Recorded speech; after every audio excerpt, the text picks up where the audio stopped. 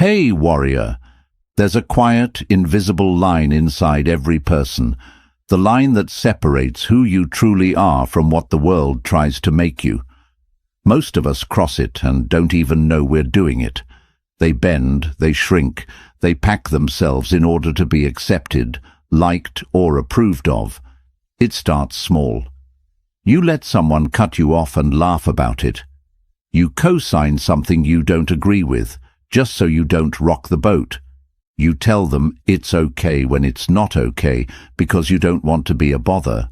Over time, this habit becomes a way of living, and before you know it, you're not living for yourself anymore. You're living for everyone else's comfort. The Stoics warned about this long before our time. Marcus Aurelius once wrote, "It never ceases to amaze me. We all love ourselves more than other people, but care more about their opinion than our own. On one hand, we claim to value ourselves. On the other, we hand over our self-respect in exchange for the smallest crumbs of approval." Think about it. How many times have you walked away from a conversation replaying what you should have said? How many times have you felt the sting of being disrespected, but swallowed your words because you didn't want to be that person? This is where the problem begins. When you lower yourself, when you pretend you're smaller, weaker, or less capable than you are, you teach the world how to treat you. And the truth is, the world rarely treats you better than you demand. The Stoic path is not about arrogance. It's not about becoming cold or untouchable. It's about becoming rooted in who you are, so deeply that no one can pull you down without your permission. Being important in life doesn't mean being famous or rich. It means living in such a way that you matter to yourself first. It means having an inner code that you will not break. Not for love, not for money, not for belonging. And here's the hard truth. The moment you start lowering yourself for others, you stop respecting yourself. And when you stop respecting yourself, you invite others to do the same. The Stoics understood this as a matter of virtue.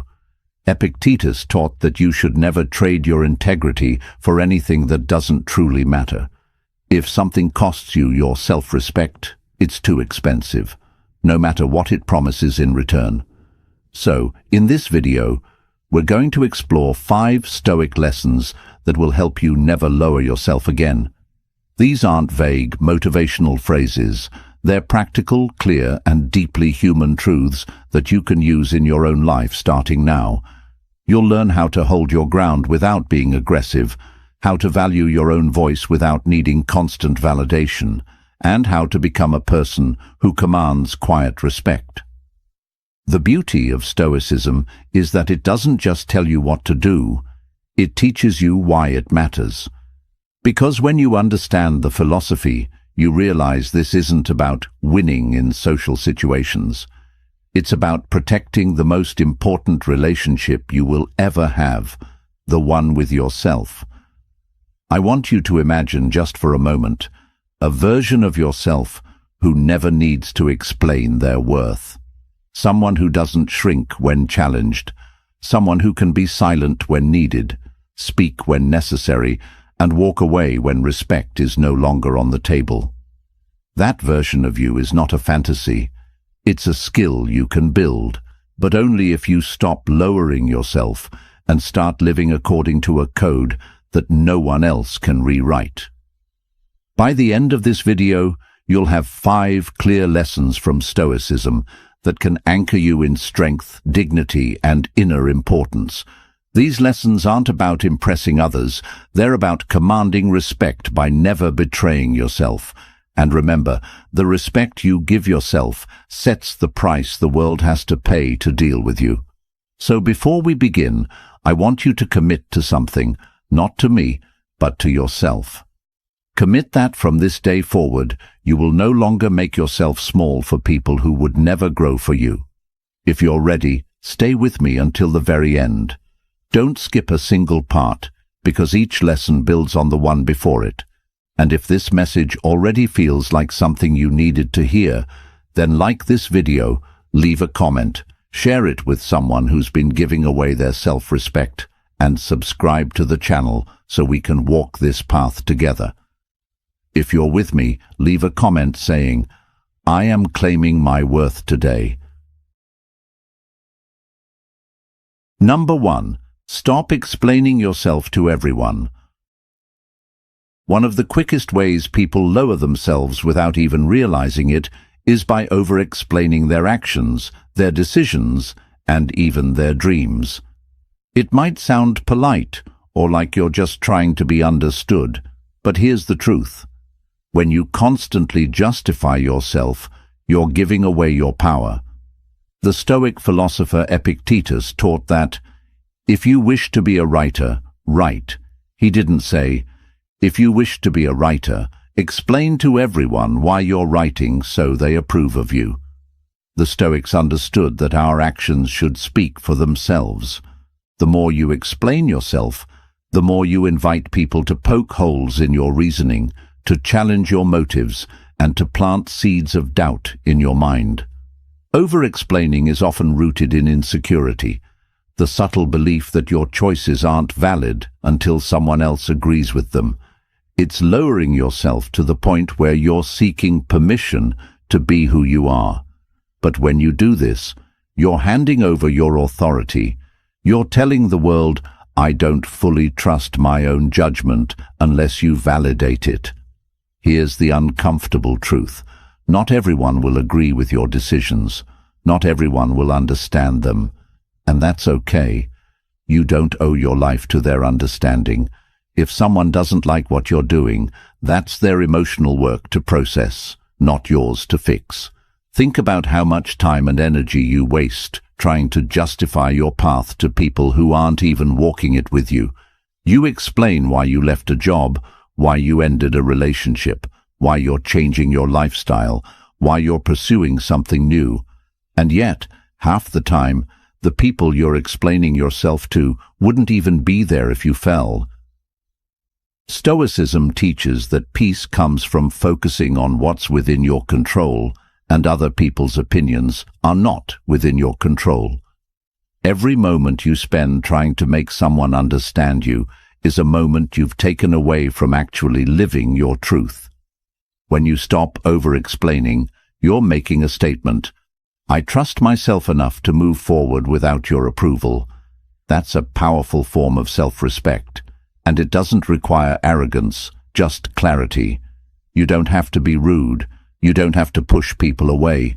But you do have to realize that your life is not a courtroom where every decision needs to be defended in front of a jury. Look at the people who carry themselves with quiet confidence. They don't flood you with reasons for why they're doing what they're doing.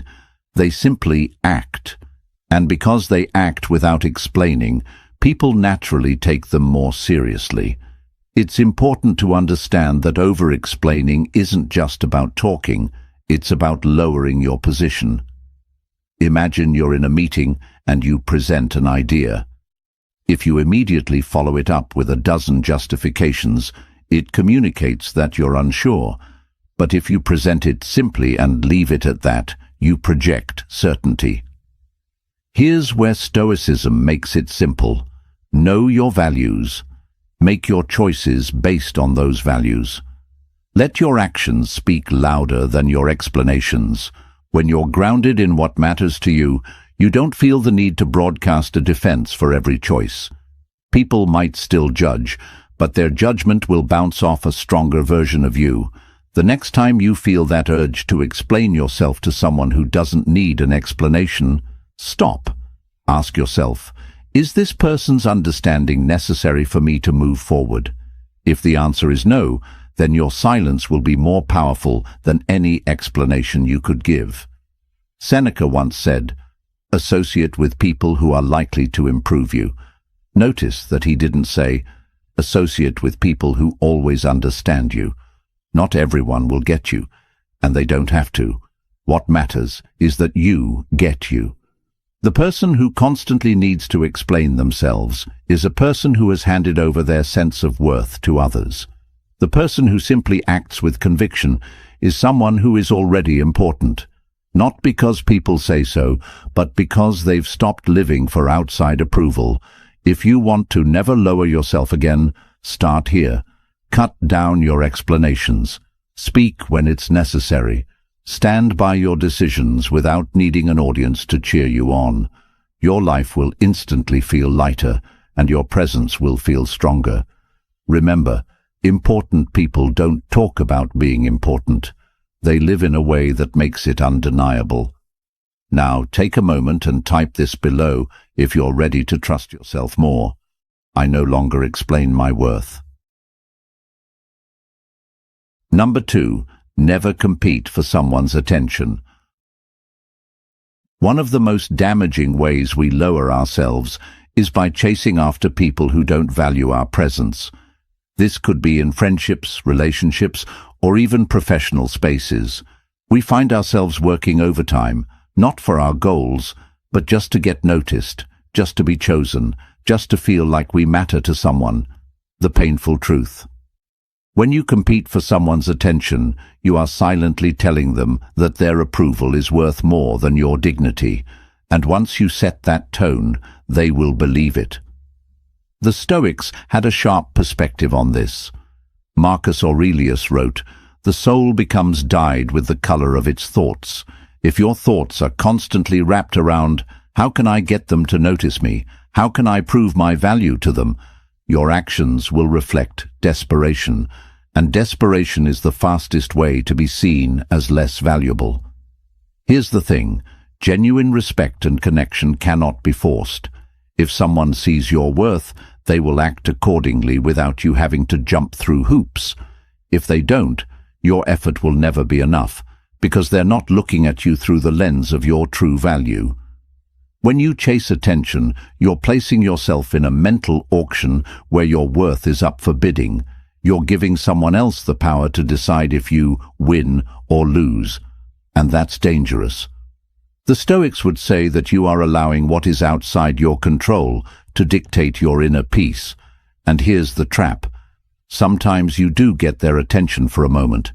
They might suddenly respond, show interest, or give you praise, but it's temporary, because the foundation isn't respect, it's your constant effort. The moment you stop trying, the connection fades, and you're back to chasing again. This cycle is exhausting. It also teaches you to measure yourself by how much attention you're receiving instead of the value you bring as a person. The Stoic approach? Remove yourself from the competition altogether. Don't even enter the race. If someone is making you feel like you have to fight for their time or acknowledgement, it's a clear sign they don't see you as important as you truly are. Think about the most respected people you know.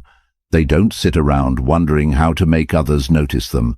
They are focused on their mission, their principles, their growth, and because of that, people naturally gravitate toward them. Attention comes as a side effect of living with purpose, not as the goal. Instead of asking, "How can I get their attention?" start asking, "Do I even want the attention of someone who doesn't value me without me asking for it?" When you look at it this way, the answer becomes clearer. Epictetus taught, "If you want to improve, be content to be thought foolish and stupid." In other words, be willing to let people misunderstand your worth while you quietly build it. The right people will see it without you having to advertise it.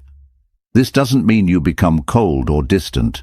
It means you stop performing for people's interest. You can still engage, you can still care, but you stop attaching your self-worth to whether they pay attention to you or not. And here's something important. People can sense when you're trying to win them over. Even if you hide it behind jokes, favors, or over-involvement, the energy is still there. And energy communicates more than words ever could. When you stop competing for attention, something incredible happens. You stop giving away your power. You shift from "please see me" to "I know who I am, and I'm not going to shrink myself just to be visible to you." In time, the right people will notice you without you even trying. And here's the kicker. The ones who didn't notice before will suddenly wonder why you're not trying anymore. That's when you realize that attention is cheap. What you truly need is respect, and that only comes when you refuse to beg for it. If you want to live as someone who is important, understand this. Importance is not granted by other people's eyes. It's claimed in your own mind first. So stop running in a race you never signed up for. Stand still. Let them pass you if they want. You have a different finish line. Number 3. Learn to walk away without warning. Most people think strength is about fighting, proving yourself, or winning arguments. But in reality, one of the purest forms of strength is simply walking away. And doing it without announcing, without warning, without trying to make the other person understand why. When you lower yourself, you often do it by staying too long in places that don't deserve you.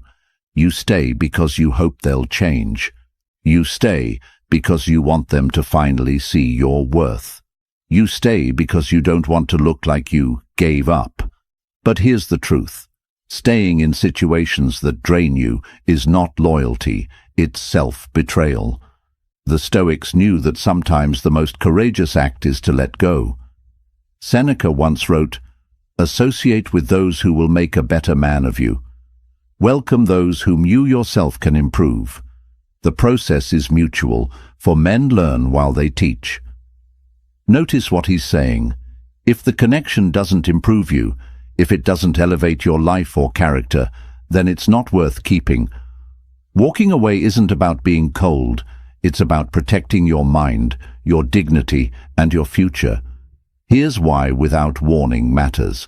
If you warn people before you leave, "I'm going to walk away if this doesn't change," you're giving them a chance to manipulate the moment. They might make temporary promises, act differently for a short while, or say exactly what you want to hear until you stay. And then everything goes back to the same unhealthy pattern. Walking away silently means you've already decided that you've given enough of yourself. You don't need them to understand, agree, or approve. You've recognized that your energy is too valuable to be spent explaining why you're choosing peace over chaos. Think about how much dignity there is in silence. There's no begging, no drama, no final speech meant to make them see. Just action. You leave, you move on, you reclaim your space. The people who truly cared will notice and reach out in a genuine way. The ones who didn't care won't. And that's how you know who belongs in your life. Stoicism teaches us that we should not be controlled by what we cannot control. You cannot control whether someone respects you, treats you well, or values your presence. But you can control whether you stay in that environment. And when you choose to leave, you're proving to yourself that you take your worth seriously. Walking away without warning also changes you on the inside. It teaches you to rely on your own standards, not someone else's reaction. It strengthens the muscle of self-respect. It shows you that you don't need permission to leave what's hurting you. And it also sends a message, not just to them, but to yourself, that you will not tolerate being treated as less than you are. Now, this doesn't mean you cut people off impulsively for small mistakes. It means you recognize patterns.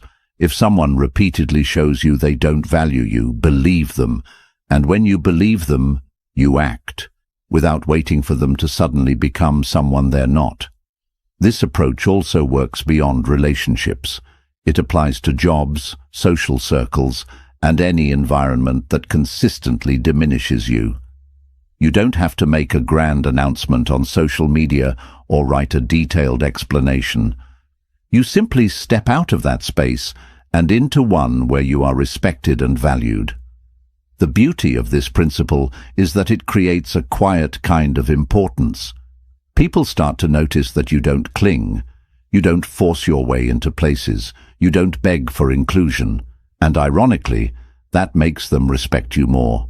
Marcus Aurelius put it simply, "The best revenge is to be unlike him who performed the injury." In other words, You don't need to fight, argue, or match someone's disrespect. You rise above it by removing yourself from their reach. So, remember this. Every time you choose to walk away from something that's beneath your standards, you're not losing. You're preserving the most valuable thing you have, yourself. I want you to drop this affirmation in the comments. My silence is my strength. Number 4. Protect your time like it's gold.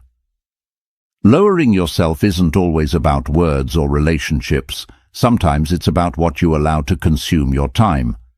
When you give your hours away carelessly, you're silently telling the world that your life isn't valuable enough to protect. The Stoics understood that time is life itself. Seneca wrote, "It is not that we have a short time to live, but that we waste a lot of it. Every minute you spend is a piece of your life you can never get back." Yet how often do we hand it away to people and activities that drain us?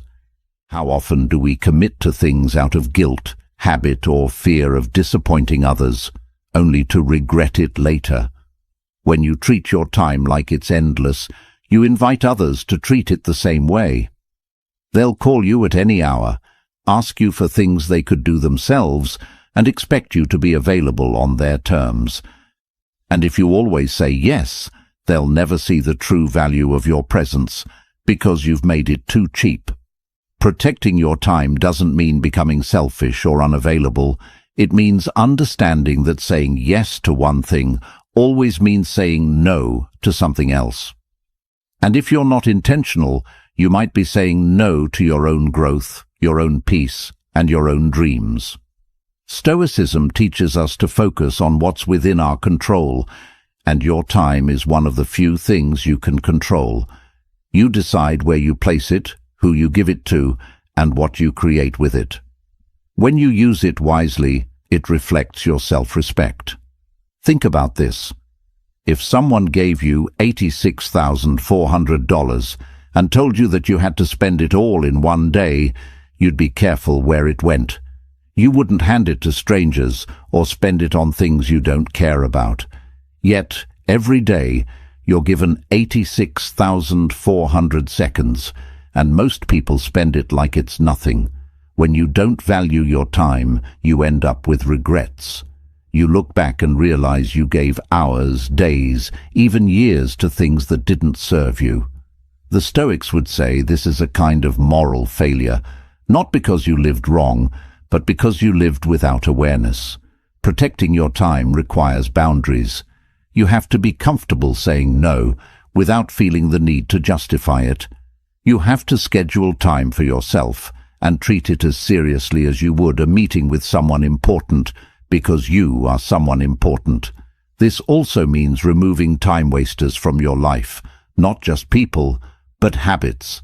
Endless scrolling, pointless arguments, overcommitting to things you don't care about. These are ways we lower ourselves without realizing it. You might think, it's just 20 minutes here, an hour there, but those minutes add up. And what they add up to is a life where you gave the best of yourself to things that didn't matter. When you protect your time, you start to notice something powerful. People begin to respect it too. If they know you won't waste your own time, they're less likely to waste it for you. Marcus Aurelius reminded himself, "Do not act as if you were going to live 10,000 years. Death hangs over you.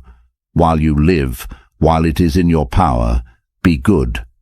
In our context, be good means use your time well. Spend it on what strengthens you, what brings peace, and what aligns with your values. Don't lower yourself by being endlessly available for things that pull you away from the life you want to live. Before you commit to something, ask yourself, if this were my last week alive, would I still give my time to this? If the answer is no, think twice before saying yes. The more intentional you are with your time, the more your life will feel meaningful, and the more meaningful your life feels, the less you'll tolerate anything that steals from it. So, protect your time like it's gold, because it's the only currency you can't earn back. If you're ready to guard your time like treasure, let the community know, my time is priceless. I spend it with purpose. Number 5. Speak less, mean more.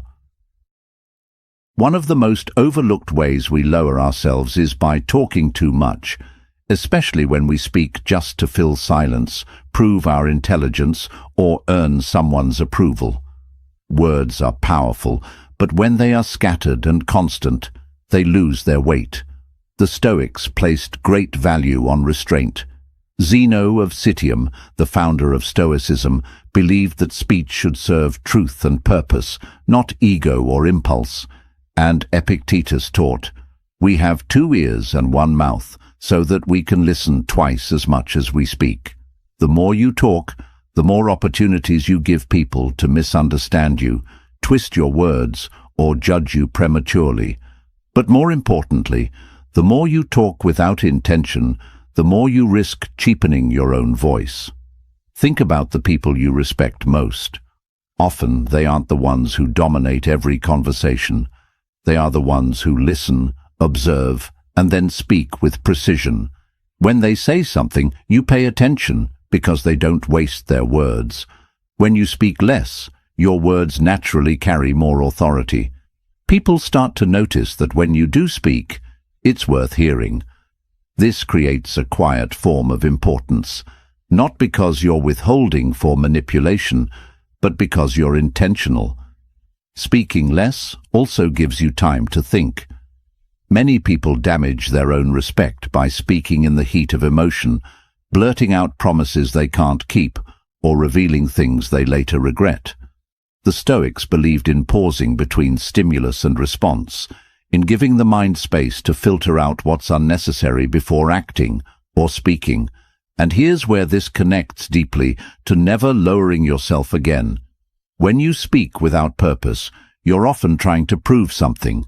You're trying to fill the space so people won't overlook you. But that comes from fear. Fear of being ignored, fear of being misunderstood, fear of being forgotten. The truth? People remember silence more than they remember noise. They remember the person who could stay calm in chaos, who didn't have to defend themselves at every turn, who didn't waste energy in endless explanations or gossip. This doesn't mean becoming cold or detached. It means letting your silence work for you. When you remove the need to constantly speak, you allow your actions, your presence, and your consistency to speak for you. Speaking less is also an act of discipline, and discipline is a form of self-respect. It tells the world, I don't need to give you all of me to prove my value. You'll see it in what I choose to share. Another benefit? You gain control over your narrative. The less you give away, the less room others have to control the story about you. You decide what's shared, when, and with whom. This kind of self-control naturally commands respect. Marcus Aurelius wrote, if it is not right, do not do it. If it is not true, do not say it. That's a simple filter. Only act when it's right. Only speak when it's true. Imagine if every word you spoke passed through that filter. How much stronger, cleaner, and more impactful your communication would be. In practical terms, here's how you can apply this. When you feel the urge to speak, pause for a moment. Ask yourself, is this necessary? Is it adding value? Listen actively to others, not just to reply, but to understand. Replace filler talk with purposeful presence. Let your calm confidence fill the space instead of noise. Remember that silence can be an answer, a boundary, and a statement all at once. When you master the art of speaking less and meaning more, you no longer chase influence. You attract it. People will lean in to hear what you say, and when you do speak, your words will have the weight of someone who knows their own value. So, instead of flooding the room with noise to feel important, step into the power of intentional silence. Let people feel the strength of your presence before they even hear the sound of your voice. If you're ready to speak with power and purpose, share below. My silence holds power. My words carry weight. Lowering yourself is rarely a single obvious moment. It's a gradual erosion, a little compromise here, a small silence there, an extra effort for someone who wouldn't lift a finger for you. Over time, those small moments add up, and you look in the mirror wondering why you feel so invisible. The Stoics remind us that importance doesn't come from titles, applause, or being the loudest in the room. It comes from living by principles that you refuse to betray. It comes from carrying yourself with the quiet certainty that your worth is not up for negotiation. Each lesson is a reminder that respect starts with you.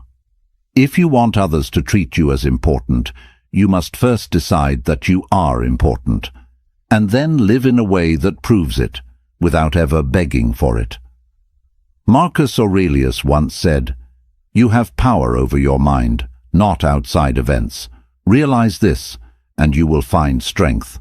That's the heart of it. You can't control how others see you, but you can control how you see yourself. And when you decide never to lower yourself again, the world will adjust. If you've made it to the end of this video, I want you to remember, your worth is not something anyone else can give or take away. It's yours to guard, yours to live, and yours to honor. Like this video, share it, leave a comment with your thoughts, and subscribe to the channel.